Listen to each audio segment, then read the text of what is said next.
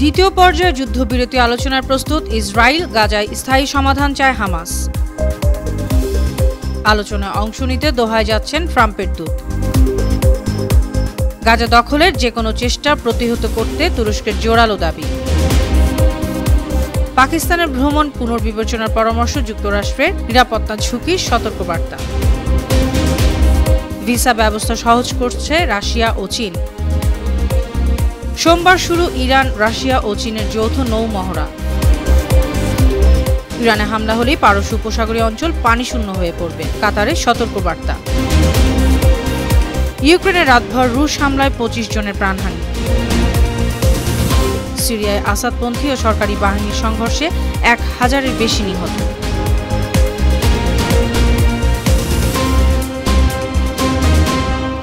সুপ্রিয় দর্শক, উত্তর থেকে দক্ষিণ, পূর্ব থেকে পশ্চিম, বিশ্বজুড়ে প্রতিদিনের এমন বিভিন্ন খবর নিয়ে আমি অনন্যা চৈতি আছি আপনাদের সাথে। গাজায় দ্বিতীয় পর্যায়ের যুদ্ধবিরতি আলোচনার জন্য প্রস্তুতি নিচ্ছে ইসরায়েল ও ফিলিস্তিনের স্বাধীনতাকামী সশস্ত্র সংগঠন হামাস। রোববার ব্রিটিশ বার্তা সংস্থা রয়টার্স এ তথ্য জানিয়েছে। হামাসের মুখপাত্র আব্দুল লতিফ আল কানুয়া জানিয়েছেন, তারা ফিলিস্তিনি জনগণের দাবি মেনে আলোচনার প্রস্তুতি নিচ্ছেন। তাদের প্রতিনিধি দল কাতারের মধ্যস্থতাকারীদের সঙ্গে আলোচনা করছে। অন্যদিকে ইসরায়েলের প্রধানমন্ত্রী বেনিয়ামিন নেতানিয়াহুর অফিস জানিয়েছে, ইসরায়েল যুক্তরাষ্ট্রের সমর্থিত মধ্যস্থতাকারীদের আমন্ত্রণ গ্রহণ করেছে। সোমবার দোহায় ইসরায়েলি প্রতিনিধি দল পাঠানো হবে। এদিকে ফিলিস্তিনের স্বাধীনতাকামী সংগঠন হামাস জানিয়েছে, অস্থায়ী যুদ্ধবিরতি নয়, তারা ইসরায়েলের বিষয়ে স্থায়ী সমাধান চায়। একই সঙ্গে ইসরায়েলি আগ্রাসন বন্ধের দাবি জানিয়েছেন সংগঠনটির নেতারা। পাশাপাশি ইসরায়েলি অবরোধ তুলে গাজায় পূর্ণ মানবিক সহায়তা প্রবেশ করতে দেওয়ার দাবি জানান তারা। এছাড়া ফিলিস্তিনিদের স্বাভাবিক জীবনযাপন নিশ্চিতের তাগিদও দেন হামাস নেতারা। রোববার ব্রিটিশ বার্তা সংস্থা রয়টার্স এসব তথ্য জানিয়েছে।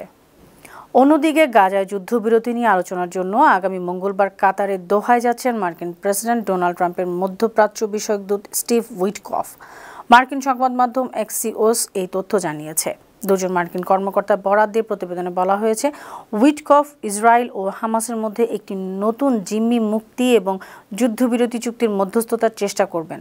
উইটকফ দোহায় যাওয়ার আগে ইসরায়েল ও হামাসের আলোচকদের পাশাপাশি কাতার ও মিশরের প্রতিনিধিরা সোমবার দোহায় বৈঠক করবেন।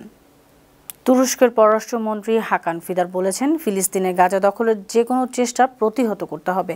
সৌদি আরবে অর্গানাইজেশন অব ইসলামিক কোঅপারেশন ও আইসির পররাষ্ট্রমন্ত্রীদের বিশেষ সভায় তিনি কথা বলেন। ফিদান বলেন, যারা ফিলিস্তিনিদের উচ্ছেদ করতে চায় তাদের মনে রাখা উচিত, এই সংকটের মূল কারণ ইসরায়েলের দখলদারিত্ব।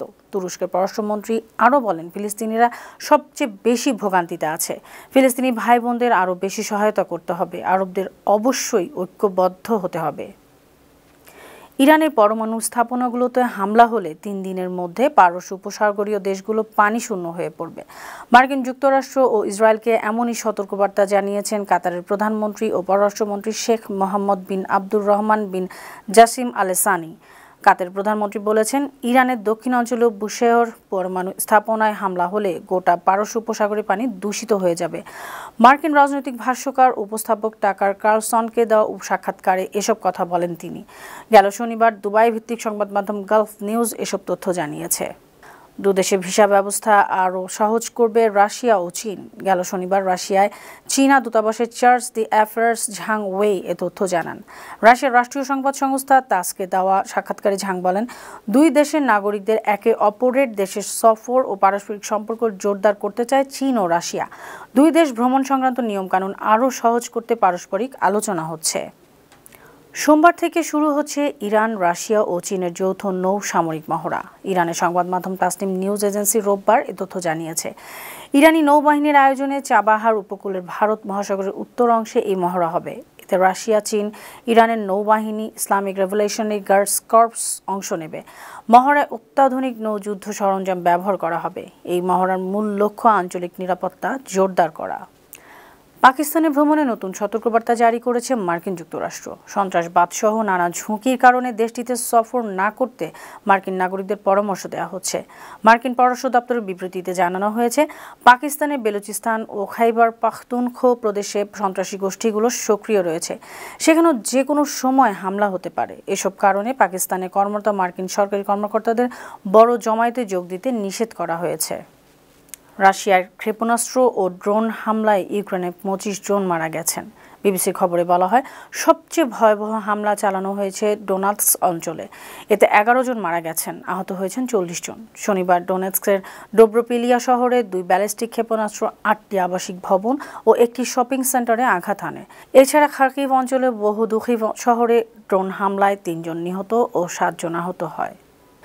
সিরিয়ার সরকারি বাহিনীর সঙ্গে নির্বাসিত প্রেসিডেন্ট বাশার আল আসাদ পন্থীদের সংঘর্ষে 1000-এরও বেশি মানুষ মারা গেছে। গেল শনিবার যুক্তরাজ্য ভিত্তিক সিরীয় পর্যবেক্ষক সংস্থা Syrian observatory for human rights এ তথ্য জানিয়েছে। গেল বৃহস্পতিবার সিরিয়ার উত্তর পশ্চিমাঞ্চলীয় লাতাকিয়া প্রদেশে আসাদ অনুসারীদের সঙ্গে সরকারি বাহিনীর সংঘর্ষ শুরু হয়। দুদিনের এই সংঘর্ষে 1000-এরও বেশি মানুষ নিহত হয়েছেন।